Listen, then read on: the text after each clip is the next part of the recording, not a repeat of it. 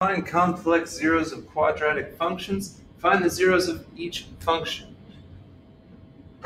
We were great at this because we just did completing the square. Completing the square, you set them equal to 0. So we're going to kind of replace this f of x with 0 because we're looking for the zeros. So we'd have x squared minus 2x plus 5 equals 0. We're going to set it up to complete the square, though, and we're going to get that positive 5 over to that side by subtracting 5. So we'll have negative 5 equals x squared minus 2x. And remember, we left a little space because now we're going to complete the square. Take that b, divide it by 2, and then you square it. Negative 1 squared is positive 1. So we're going to add 1 to both sides. So negative 5 plus 1 is negative 4. The right side would factor to x minus 1 squared. And then how do we get rid of that squared? We square root both sides. And remember, each square root has the positive and negative version of that. So the square root of regular 4 would be 2, or negative 2.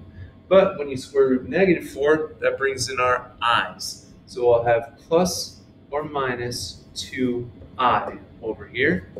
And then we have equals x minus 1. How do you get rid of minus 1? You add 1 to both sides. Remember, when we write these complex numbers, we write the regular number first. So it'll be 1 plus or minus 2i equals x. It gets a little wild. I'm not going to deny it. But it does. You got this. So again, set it equal to 0. You know what? I'll put the 0 on the right side this time. So we'll have x squared plus 10x plus 35 equals 0. Because it doesn't matter where you put the 0, left or right. We're going to get that 35 over there by subtracting it. Leave a little space.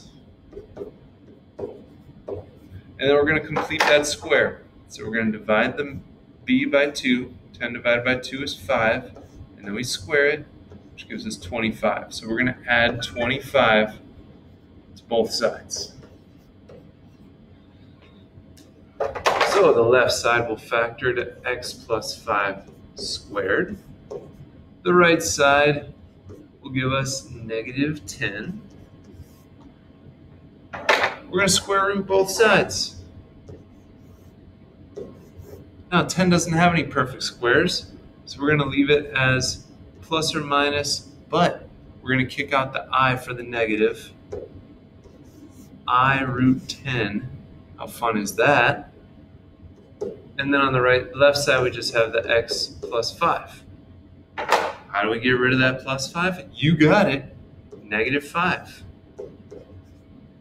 So x will equal negative 5 plus or minus I root 10. Whoa, dude. Whoa. So I'm going to do the next two on the next video. So let's see. I'll scooch it down a little. If you do want to pause it here and try them out, fantastic. If you want to try them out at the start of the next video, fantastic.